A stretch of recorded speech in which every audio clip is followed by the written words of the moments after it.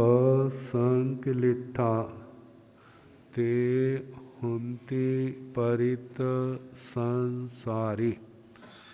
बोलिए भगवान महावीर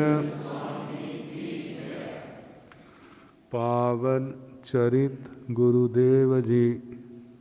बंधु मन वच काहे भव सागर को तरण में करो हमारी सहाय। जिन शासन जिन वाणी सदा जयवंत हो। श्रवण संग सदा अविचल मंगल हो।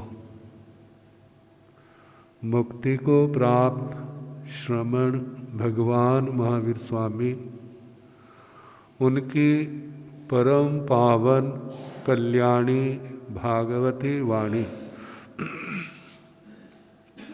वाचक प्रमुख श्री इंदर भूति गौतम आदि गणधर भगवंत, युग प्रधानाचार्य परम पूज्य श्री सुधर्मा स्वामी जी महाराज, उनकी परम पावन पाठ परंपरा वर्तमान आचार्य ध्यान योगी परम पूज्य श्री शिव मुनि जी महाराज एवं गुरुजन सबके पावन चरण सरोजों में मेरा अनंत अनंत बार वंदना नमस्कार।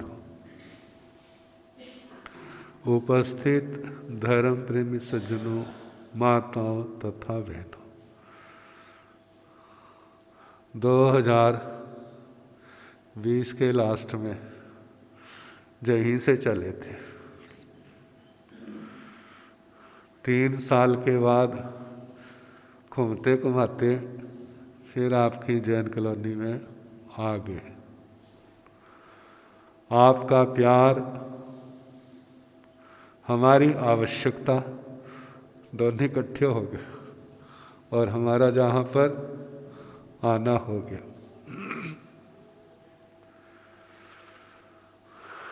नदियाँ नहरें जहाँ जाती हैं, सूखापन भी हो तो क्या होती है, वहाँ हरियाली आ जाती। जिन क्षेत्रों में बरसातें होती नहीं, नाम मात्र की होती हैं, जमीन का पानी खारा है, तो वहाँ पर फसलें भी नहीं होती। लेकिन जब नहरों का पानी वहाँ चला गया तो वो भी इलाके क्षेत्र कैसे हो गए, सरसब्ज हो गए। ये तो लौकिक दृष्टि, लोकोत्तर दृष्टि, आध्यात्मिक दृष्टि। जहाँ पर बरसात होती नहीं, जमीन के अंदर पानी अच्छा नहीं, तो उन आत्माओं की क्या दशा होगी। बरसात होना, सत्संग का, भगवान की वाणी का सुनना, वो मिलता नहीं। दूसरा, चल नहीं मिलता कोई बात नहीं, अंदर तो होना।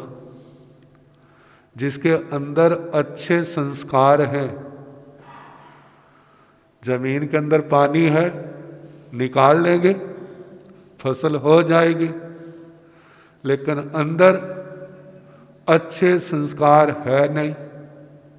कौन से संस्कार है? जैसे जमीन के अंदर खारा नमक वाला पानी है, ऐसे आत्मा के अंदर कैसे संस्कार हैं? ठारा पापों वाले। कौन से संस्कार? ठारा पापों वाले।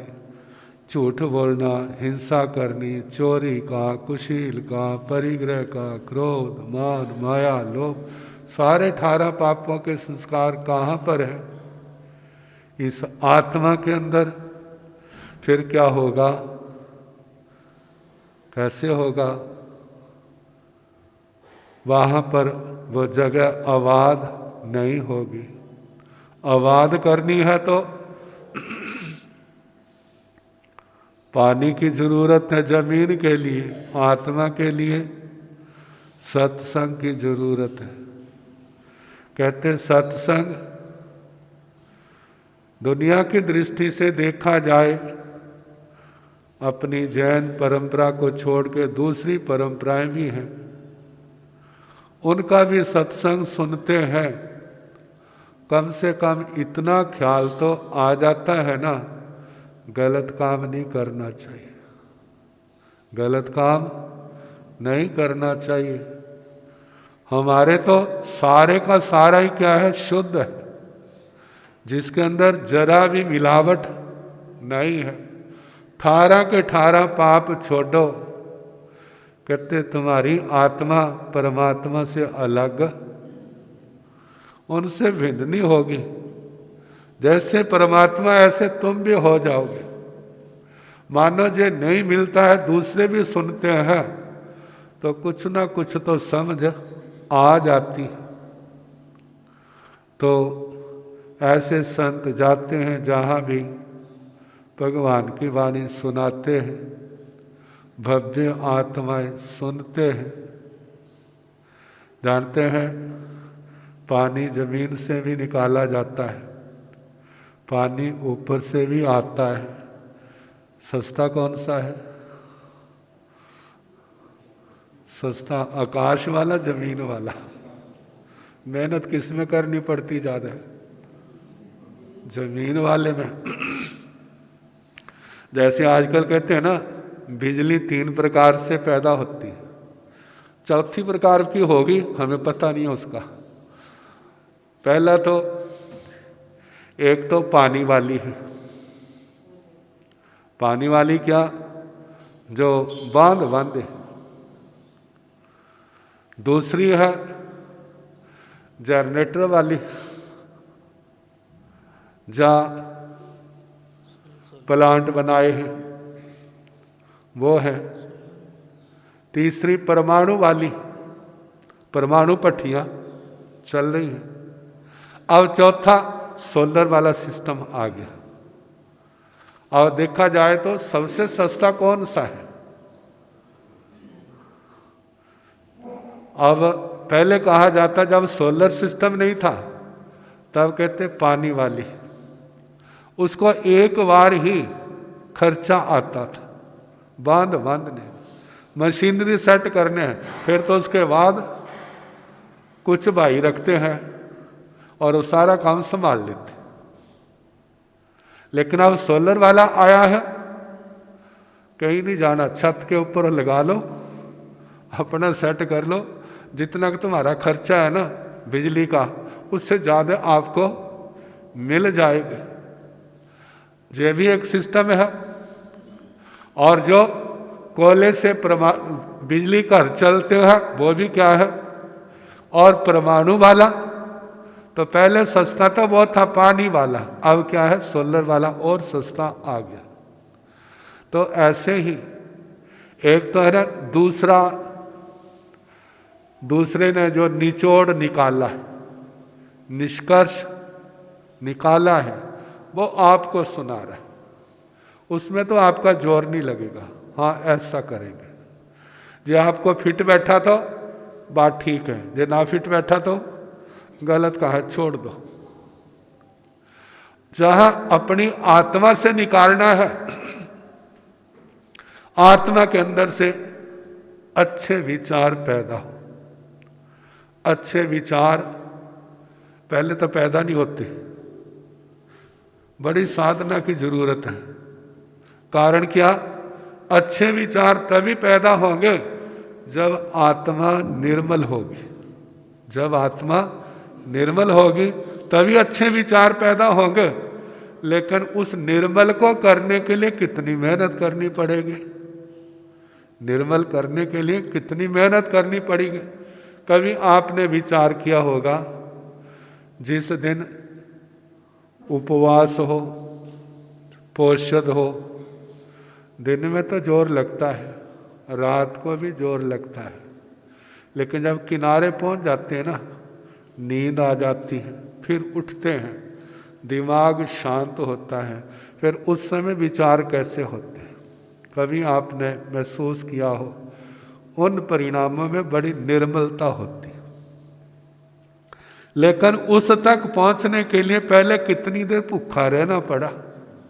जो अंदर के दूषित तत्व थे वह तपस्या के द्वारा क्या हो गए, नष्ट हो गए। जो हमारे विचारों को अच्छा नहीं होने देते वो नष्ट हो गए। अभी दूसरा खाया नहीं है, इसलिए उसका प्रभाव नहीं है। तो इसलिए आत्मा के अंदर अच्छे विचारों की किरणें जो है वो पैदा हो जाती है। फिर ख्याल आता है कि हमें अपना जीवन कैसा बनाना चाहिए। लेकिन कितनी देर रहता है जब तक पारना नहीं किया। जब पारना हो जाता है फिर नया भोजन अपना असर दिखाता है। कहावत है ना, जैसा खावे अन्न वैसा होवे मन, जैसा पीवे पानी वैसी बोले। जो प्राय करके जो साधारण संसारी जीव है जो उनके ऊपर कटता है। जिनकी आत्मा बहुत पवित्र है तो वो तो जहर को भी क्या बना लेते हैं, अमृत बना लेते हैं। लेकिन ऐसे स्थान पर पहुंचने के लिए बड़ी साधना तपस्या की जरूरत है। तो हमारी आत्मा के अंदर खूट खजाना है, बहुत कुछ है, लेकिन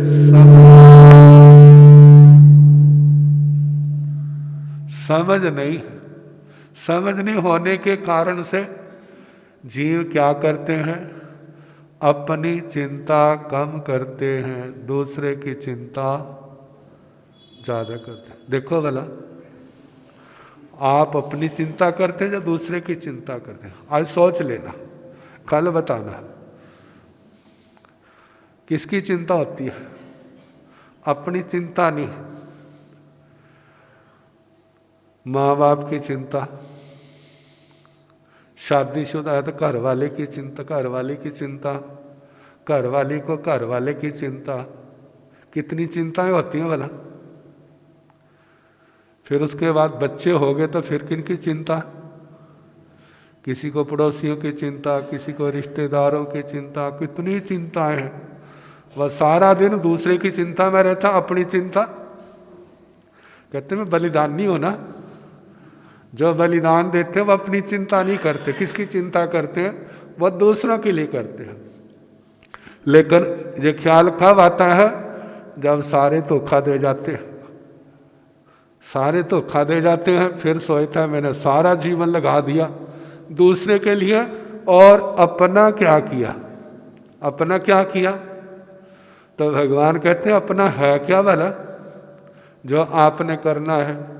क्या घर आपका अपना है, धन आपका अपना है, परिवार आपका अपना है।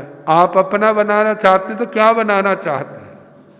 कहते जो आपका है वो तो बना बनाया, जो आपका है वो बना बनाया है, उसको बनाने की जरूरत नहीं है, उसको प्रकट करने की जरूरत है। वो कैसे प्रकट होगा, वो प्रकट होगा जब आत्मा पूर्ण निर्मल हो जाएगी।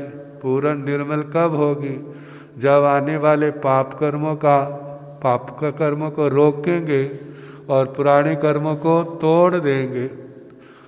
अपना घर बिल्कुल तैयार है। देवलोकों में तो स्थान बनाने की जरूरत पड़ती है, लेकिन सिद्ध में कोई स्थान बनाने की जरूरत नहीं बनती। देवलोकों के बने होते हैं, लेकिन वहाँ पर छीना झपटी है। बड़ा सोचता है मेरे कब्जे में आ जाए, बड़ा सुंदर विमान है, ये मेरे कब्जे में आ जाए। दूसरा सोचता है मेरे पास आ जाए, वहाँ छीना झपटी है। लेकिन सिद्ध अवस्था में कोई छीना झपटी नहीं है। तो कहते हैं आत्मा को निर्मल करना है, आत्मा को निर्मल करना है। जे प्रेरणा मिलती है शास्त्र सुनने से, तो वह शास्त्र की वाणी सुनाई जा रही है। अब समय आपका हो गया, कल जैसा अवसर होगा तो देखें।